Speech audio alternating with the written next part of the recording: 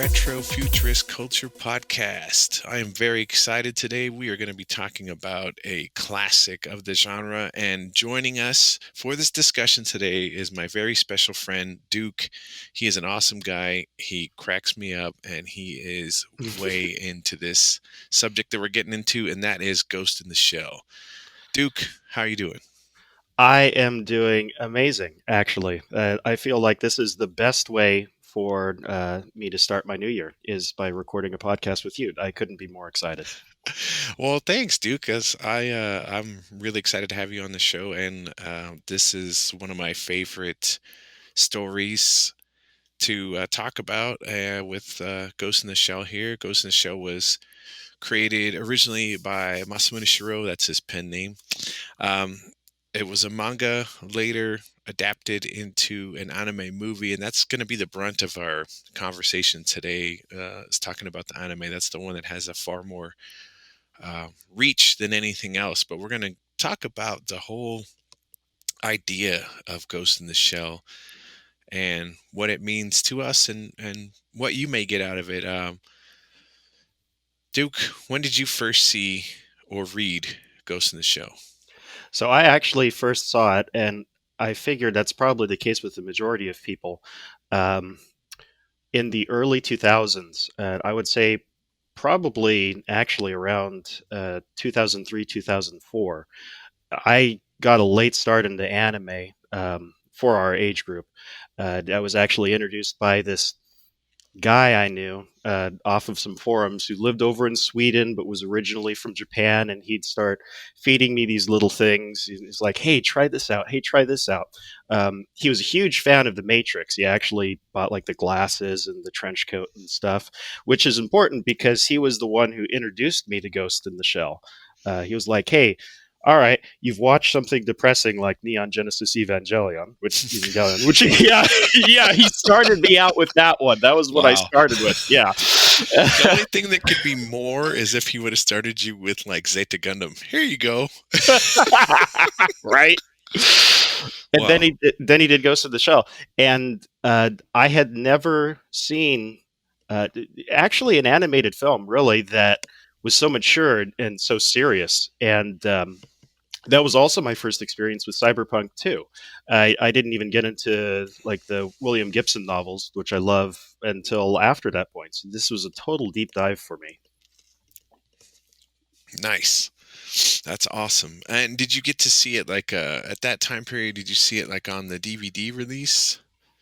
Would that have been the DVD release, or did you watch it like Yes. on a streaming? Was there any streaming services that early? Maybe not. Maybe not. I don't think streaming really took off till like No. 2008. Yeah. No. It was a DVD. Yeah.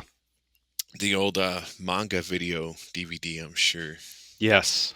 Yes, that's the one I had for years. I had that one, the first release. I actually saw this in the theater when it Oh first came wow.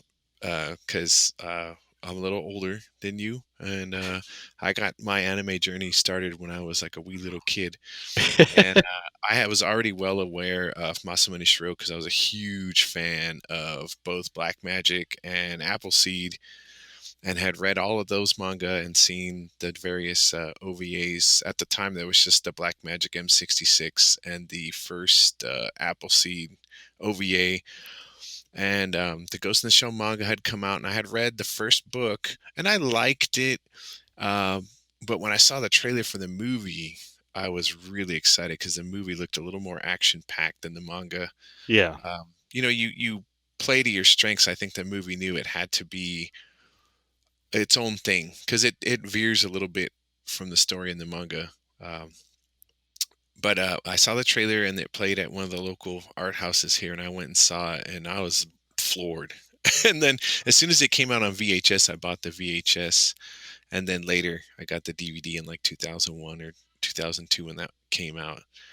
But yeah, it's definitely one of the most genre influencing films, and I think it's credited as being one of the first anime to really break the US market, whereas lots of people have seen this as their first anime because it's that unique, Yeah. action packed, uh, amazingly well made. Like I had never seen an anime that showed realistic military equipment used that well, like Right. that Yeah. clean, like the way they show her reload the FNP 90 like SMG submachine gun.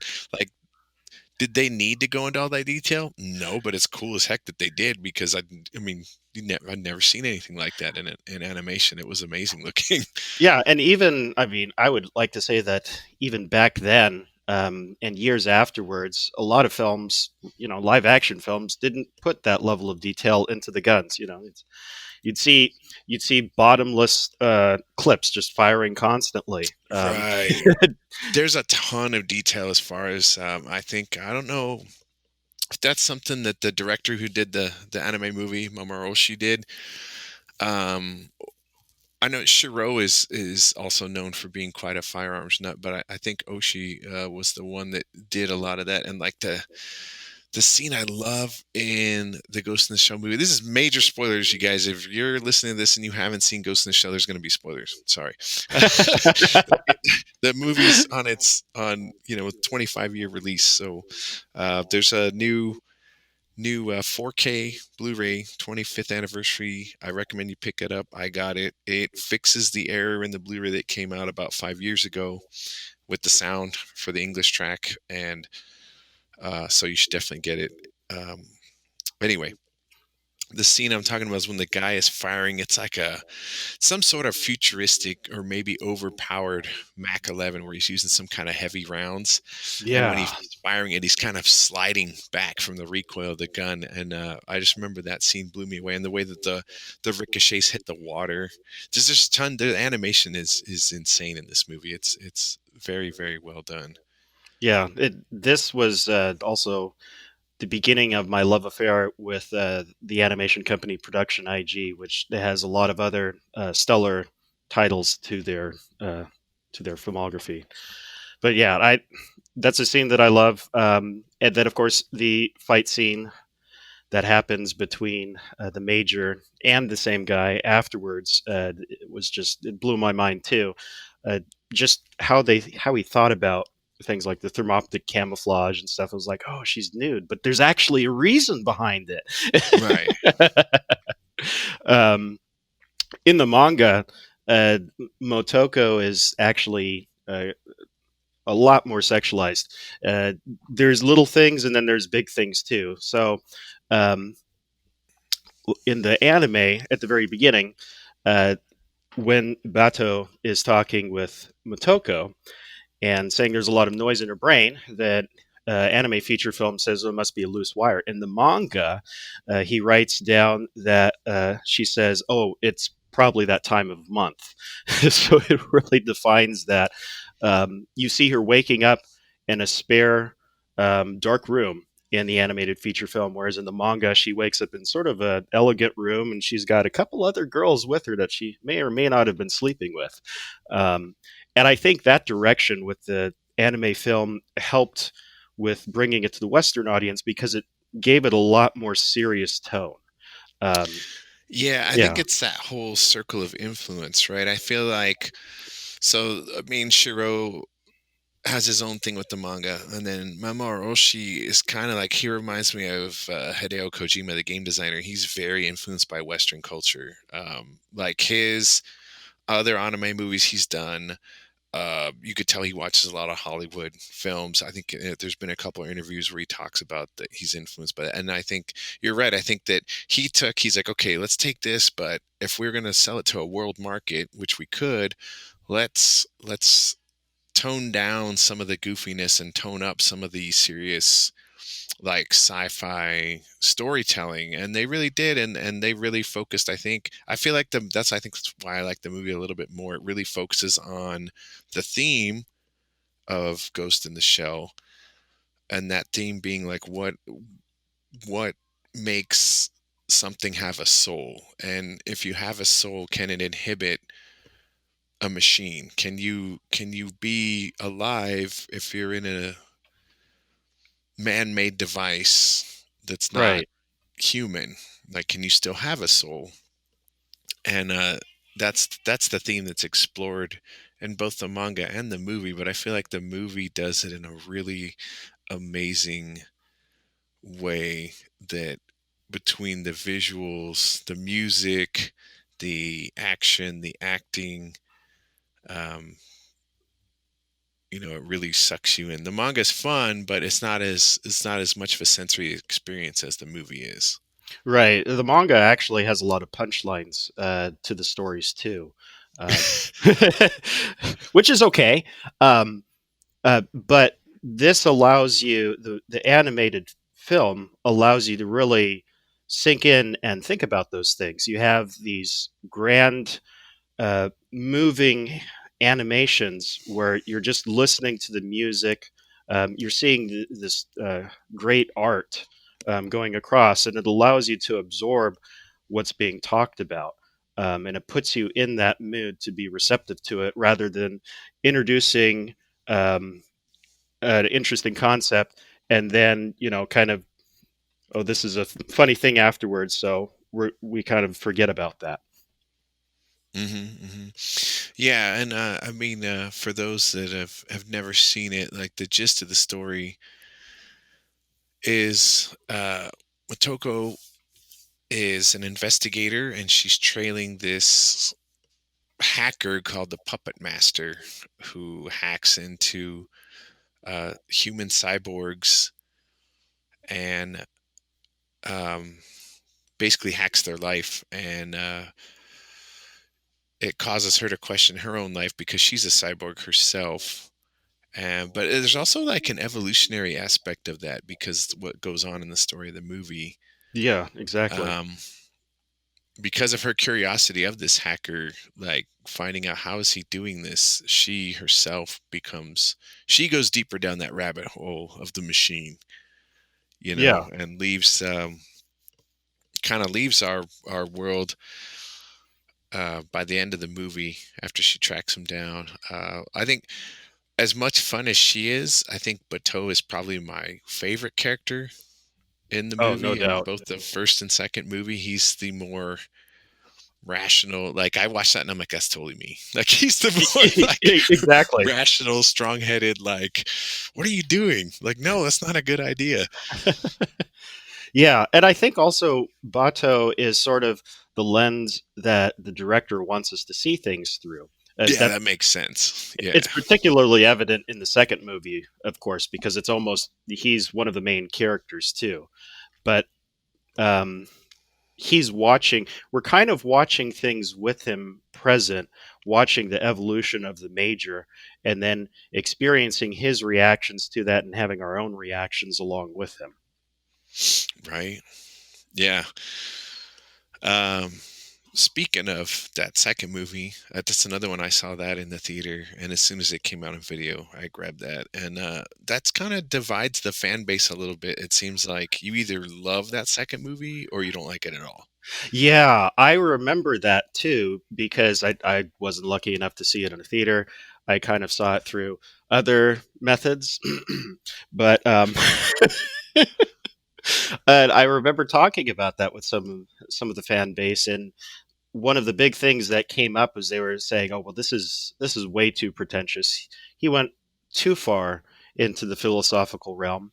Um, Having just watched it again after many years, I think it really follows correctly on the path that the first movie established. Yeah, Uh, agreed 100%. I loved it when it first came out, and every time I watch that second movie, it kind of blows my mind a little bit, and I have to sit down for like 10 minutes and just sit there going, "Whoa!" Like Keanu Reeves, "Whoa!" yeah, he does so many interesting things there, uh, and he takes like with the first movie, he's taking an actual condensed story, one of the actual novels in the manga, um, but he does a completely different twist on it. Uh, Whereas in the manga, it's more of a normal cop crime sort of thing happening, but he turns it into yet another discussion of what is the soul. So in the second movie, we're looking at, and again, Of course, it's spoilers here, but instead of looking at humans and what defines humans in the soul, we're looking at these robots and do they have a soul Hmm. because of how they're acting and stuff. So outside of the main theme, this first like Ghost in the Shell movie, I feel like some of the stuff we saw in this anime, and let's say I think that the worldwide release was 1995, 1994 Japan, I think like 95 the US. How much tech from this movie has now hit the real world? And like how much has that influenced tech in the real world? I would say it's pretty high. Like a lot of the tech we saw in the movie is almost here now. Like the Yeah, hacking is definitely almost at that level. I mean, nobody has the cybernetic. That one guy in the beginning that's like he's like the reporter for the cops. You know, when he opens his hands, all those little cyborg fingers pop out and he can type really fast.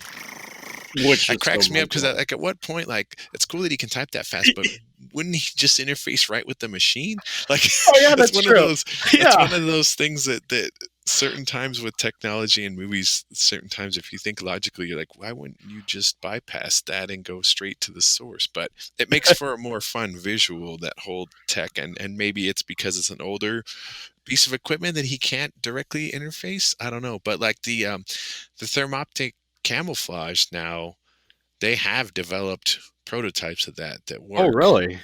Wow. Yeah, the tank, Yeah. which is a minor thing in the movie. It's a military device. In the manga, it takes on a life all of its own, and they that part is very different, right? I think for the movie Yeah. they took that and made it a very serious thing. But there is a lot of robotics now coming out where vehicles like that are being tested.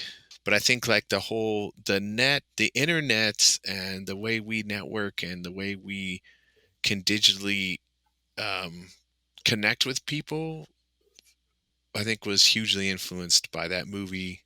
At the time that movie came out, the internet was a 56K modem. Yes. Yes. I mean, most people didn't have broadband. Most people, I mean, there was no YouTube, there was no Zoom, there was no um, webcam. I mean, there were webcams. But I think they were really slow. Like none of that existed. There were no iPhones. Yeah. Um, and that movie predicted a lot of that stuff correctly. And that's, I mean, a lot of the Japanese manga artists are very much into current tech. I mean, a lot of futuristic tech has come from Japan, so I think they have a finger on that pulse. And it's just neat to see all the things that have come to pass. I feel like a lot of the VR kind of things were definitely influenced by that. For sure. And of course, we do. I mean, we do have some really early moves into cyborg implants. I mean, they have obviously kind of an immense hurdles to overcome, but there are implants that have, in some cases, helped people who are blind to see Yeah, shapes and correct. objects, Hmm. or see it through sound. I think is another one that I read about. This guy who had, I guess, it was like kind of an antenna thing, and he can see based upon sound. And then you have the limb ones, which seem to be easier, um, per se, because they're on the outside. Right, and that a lot of that it seems like it's advancing due to 3D printing, right? Yes, Because now they can actually create something that matches the patient with a 3D printer without having to go through molding and casting and all that what they used to have to go through to make right. um, that type of appendages. And It I want to say simplifies the this, process so much. yeah, yeah, it definitely. I've seen a lot of stuff where I've seen young smart people out there with a 3D printer creating their own helping parts when they have disabilities. I saw a kid who had he was missing a hand and he built his own 3D printed hand that like works. Like Wow, it's this whole thing that's snapped onto his arm and it interfaces, that's it amazing. moves because of the vibrations in his arm, the muscles moving, it reacts to that and works. It's pretty impressive. Wow, So gosh. yeah, we're not far away from some more of the crazy tech in this movie.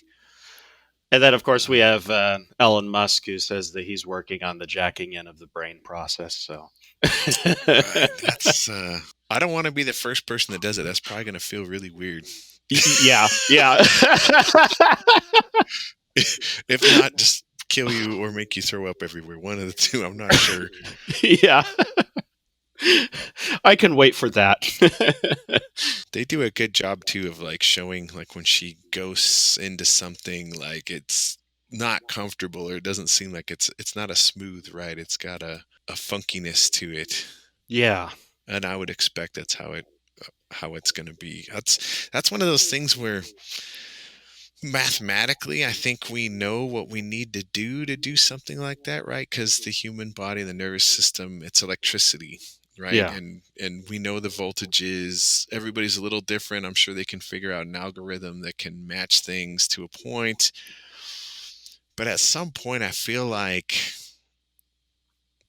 the universe is going to say, all right, you effers, that's too much. You have gone too far.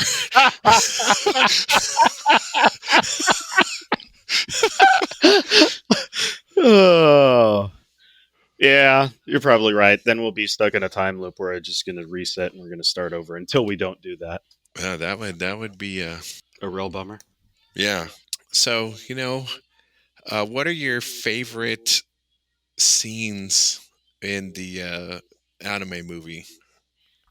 Um, I think it's hard to not mention the opening. And I don't mean the digital rain stuff, which the Wachowskis did, but I mean the whole seeing the cyborg body uh, Oh, and the slowly be put yeah, together.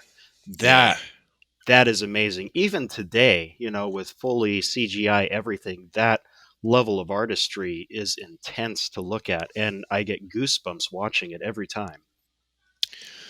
Yeah, and this was all I mean, this was pre the era of anime now where we're almost all computer generated. Actually, I think it is all computer generated. Even the 2D stuff is done on a computer. This was still done on traditional cells. Oh They use wow! some computers to assist certain things. Hmm. Um, But but I this is know like they did that. Was it the 10th or 15th anniversary? They did do an updated version of this where they redid some of those effects with real like computer graphics, and everybody hated it. And it's kind of been it's pretty much mothballed. You can buy it.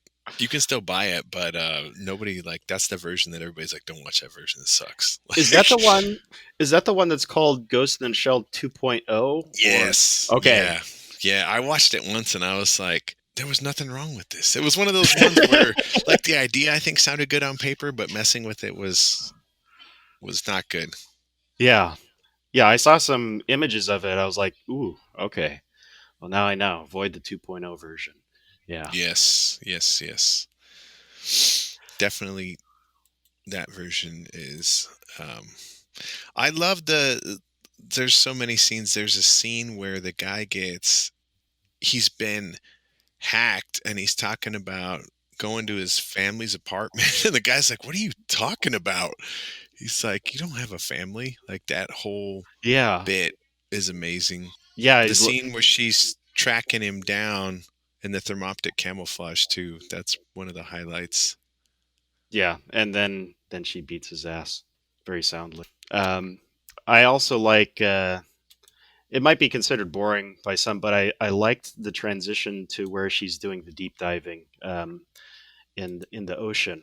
It actually made me think. It still does today, and I echo Bato's words. It's like, really, you're going to go scuba diving as the fully cyborg body? Because you think about it, she probably weighs a couple tons. Right. Yeah, and that's her hobby, right? Right. It's pretty risky if her equipment goes out. She's definitely going to be at the bottom of that ocean. Hey, this is Charlie, Triple C, from Brevity Box, a new and interesting podcast from the Ruminations Radio Network. If you're a fan of podcasts, we have a lot of great content to offer. Come check out our diverse group of podcasts and hosts at ruminationsradionetwork.com. The end scene too. Well, the ending battle is really brilliant. Introducing a lot of stuff with the military that I hadn't thought about.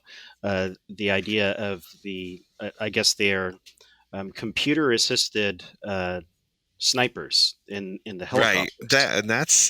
That's a thing that they actually have. Like, Really?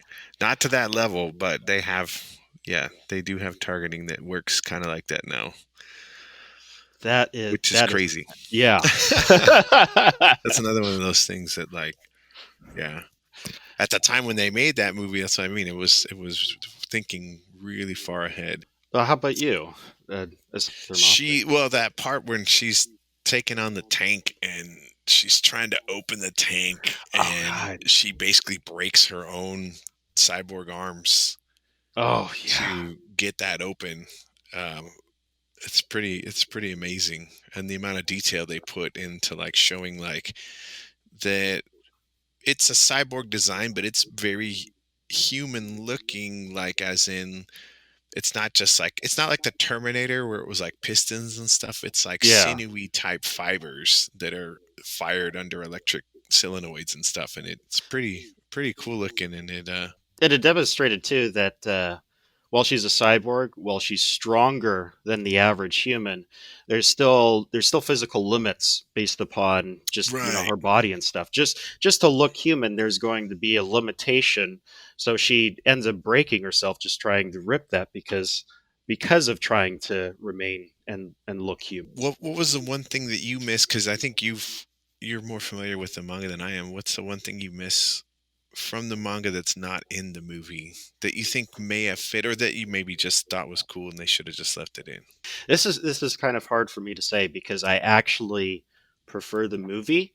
Um, Yeah, and- so do I. Yeah.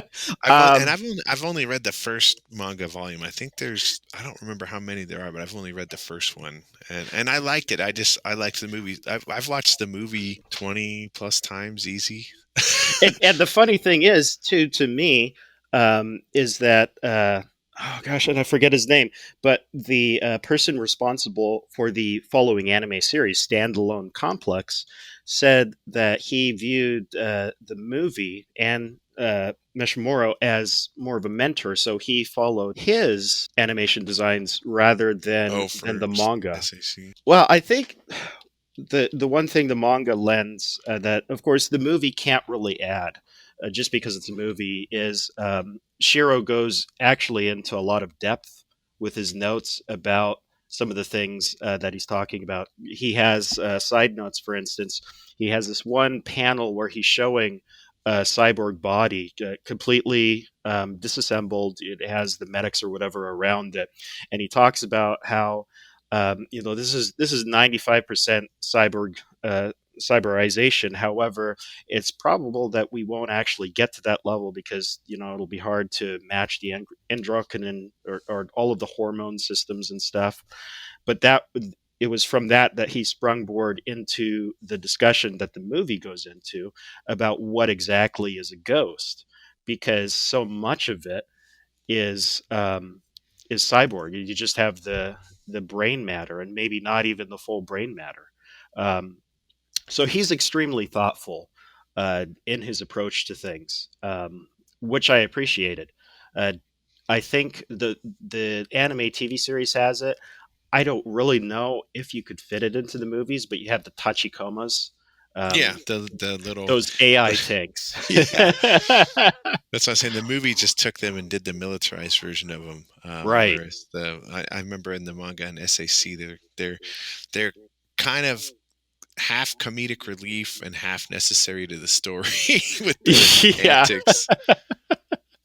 But yeah, it's really hard for me to say. I mean, I don't want to downplay the manga at all. I think you should read them because it enhances the viewing of the movie. He even talks about the so in the opening you see the cyborg rising through this liquid that then turns into the skin, and he actually explains his thought process behind that. And I can't remember it off the top now, but it's really cool. He's definitely a cyberpunk guy. I mean, I think that's pretty much most of the manga that he's written is cyberpunk.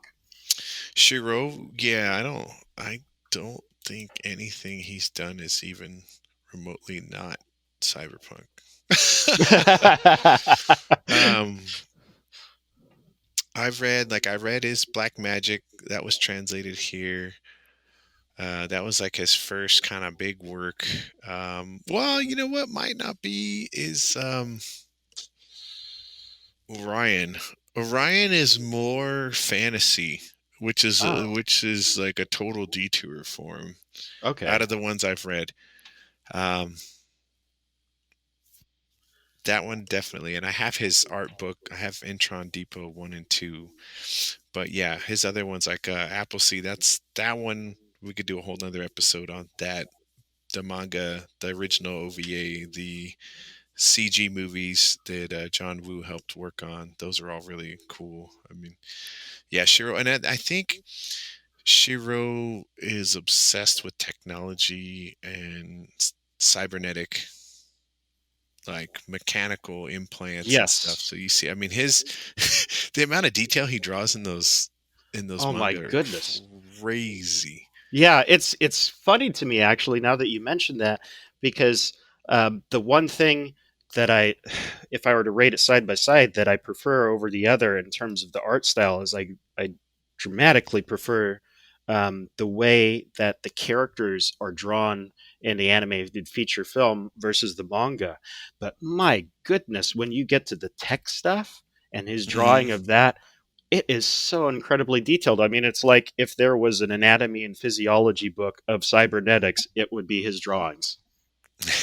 That would, yeah, he's something else. And then probably you could pinpoint he would be probably one of the pillars, godfathers of cyberpunk cyborg design.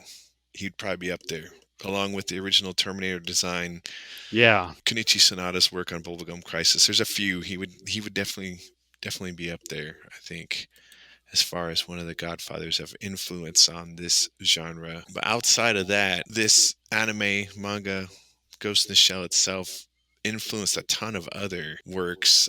We already brought up The Matrix, but I know that the Wachowskis were very influenced by anime. When you watch, I recently rewatched the first Matrix movie, and I at the time I saw it, I don't think I realized how much they borrowed from Ghost in the Shell, but they borrowed a lot.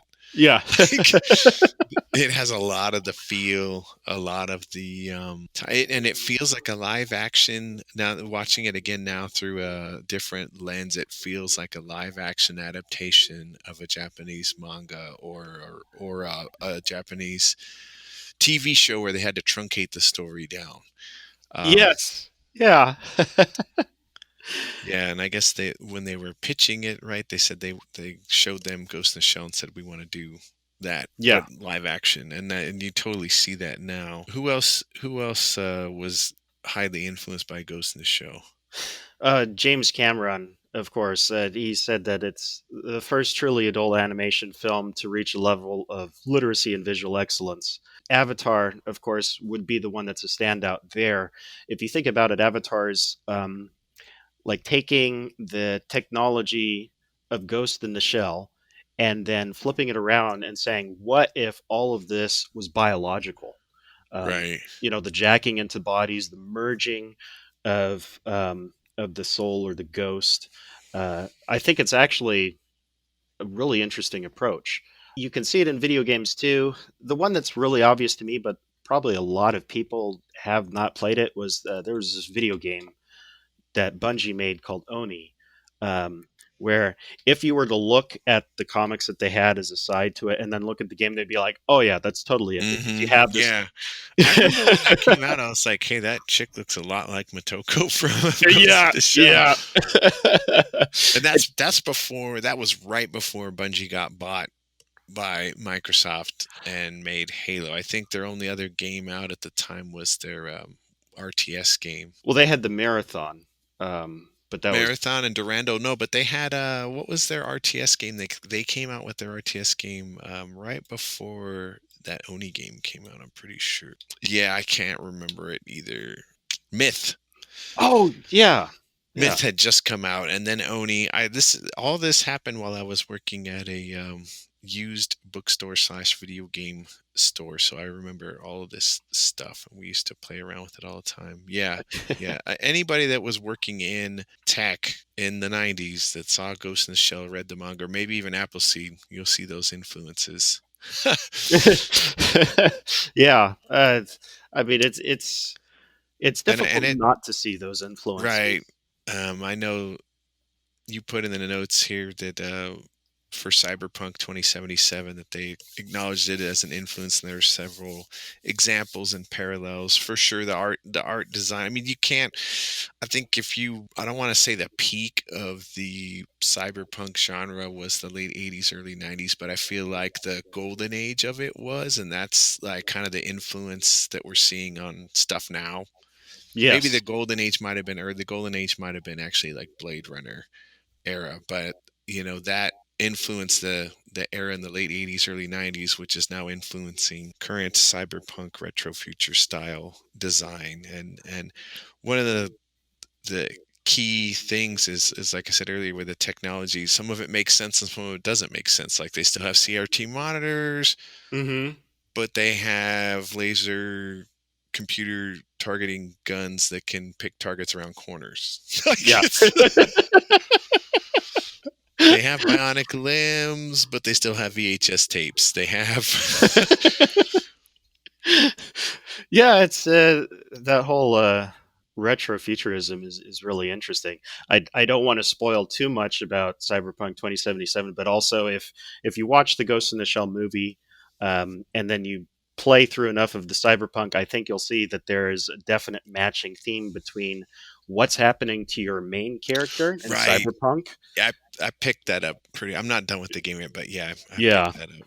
and the major, yeah, which is pretty cool. And there's some older games too, like the this X series. I like to draw a parallel between JC Denton because he, like Motoko, was sort of he's a special operative in the government working on a global conspiracy, corporate stuff. I mean, you could say some of these are general cyberpunk tropes, but there is a win condition in the original game where you can choose to merge Denton with the AI. That's yeah, and that I feel like that.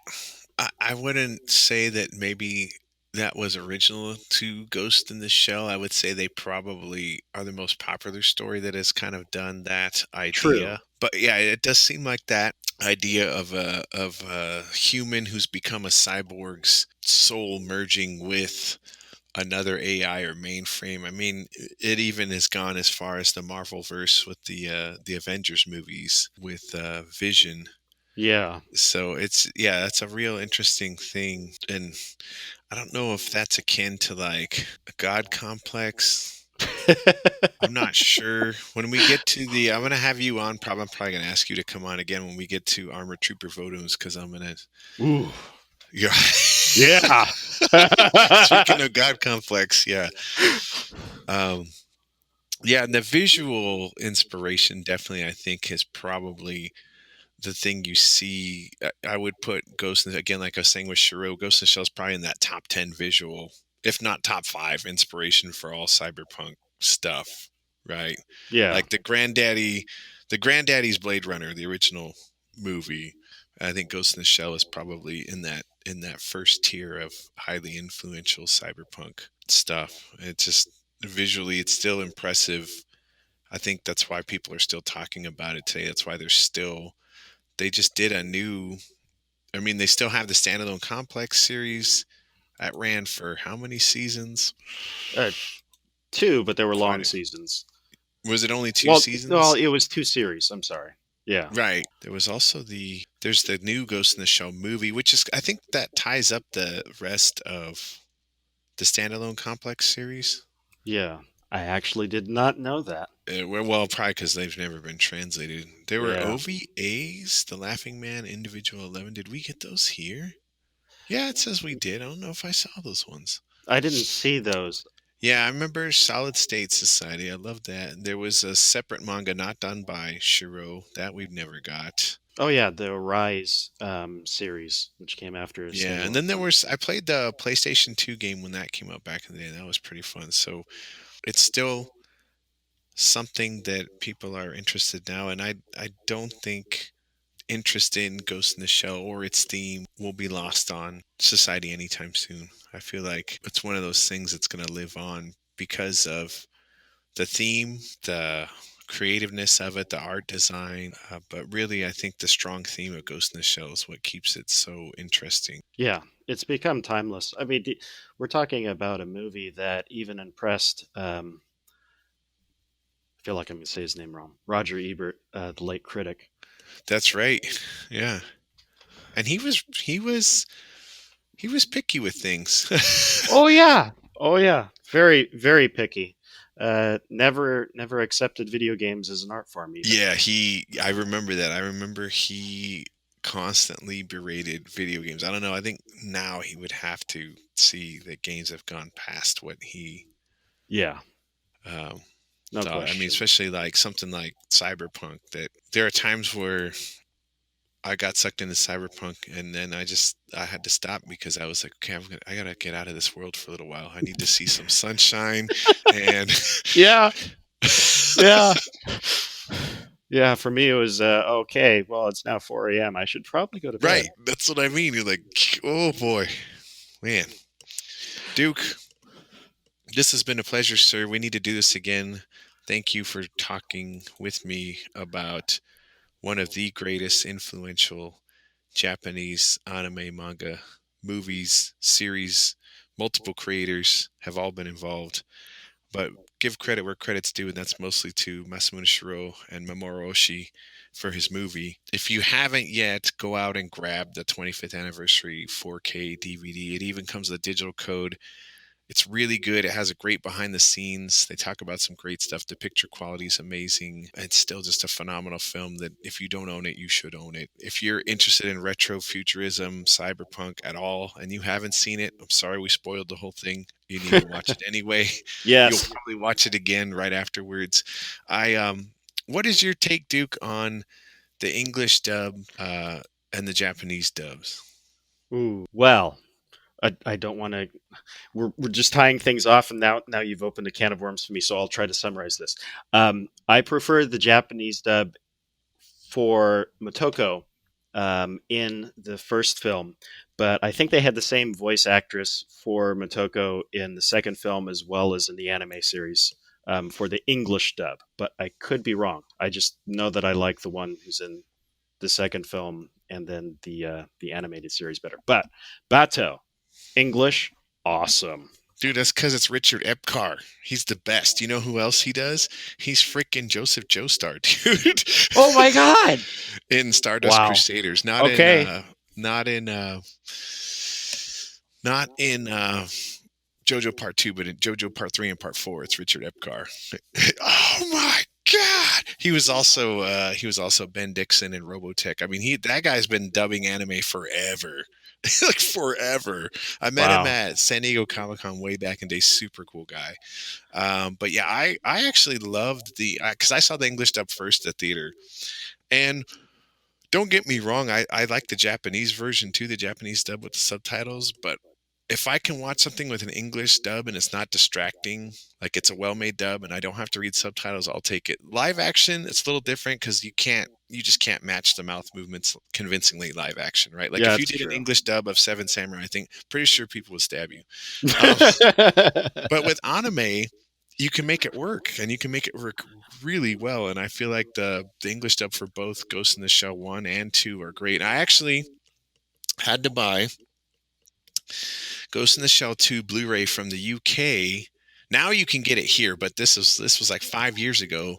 You could not get the English dub of Ghost in the Shell 2 in the States. You could only get it via the UK on DVD or Blu-ray, and of course, the UK Blue or DVD doesn't work here, Yeah. but the Blu-rays do. So I had a friend who was over in England, and I had him look for it, and he found it and mailed it to me. But now you can buy it here in the States. So, but anyway, cool. Yeah, I just that's something I forgot to bring up, and I really think the English voice cast is really good for both movies, and I think Richard Epcar does Bateau on both of them. But also, I mean, usually it's a no-brainer. The Japanese cast is always good. It's rare that the English cast is as good or better. Well, especially back then.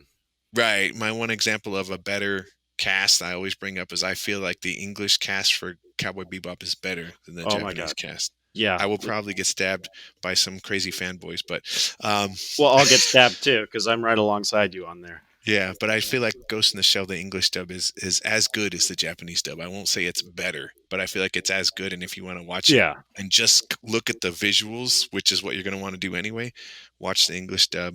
Then maybe the second time watch the Japanese dub so you can catch some of the nuances of the Japanese voice actors, because they do have a style of acting that's more probably rooted more in Japanese theater. Yeah, it's It's true. good stuff. All Yeah. right. Now that we're done getting all serious about dubs versus subs, the oldest argument on the internet. Yes. Yes. All right, Duke. Let's sign this off by who's your favorite character in Ghost in the Shell? It's Bato. It, Bato. Yeah, I yeah. think I'm gonna have to agree with that. He's just so much fun, and then Richard Epcar voicing him for the English dubs is a win-win. All right, Duke. Let's roll on out of here. Everybody, check out Ghost in the Shell. Duke, I don't know if you got anything up on the web for people to come check you out. No, I Not did. currently. Not All right. currently. It's in As the soon as works. you get a project going, you let me know. All right. Well, this has been the Retrofuturist podcast. My name is Hoptimus. I want to thank Duke for coming on the show. I want to thank the Ruminations Radio Network for hosting us. Make sure and check out all the other shows on the Ruminations Radio Network. And thanks for helping me start this new year with a great episode, Duke. Well, thanks for having me, Hop. All right. We'll talk to you soon. Out.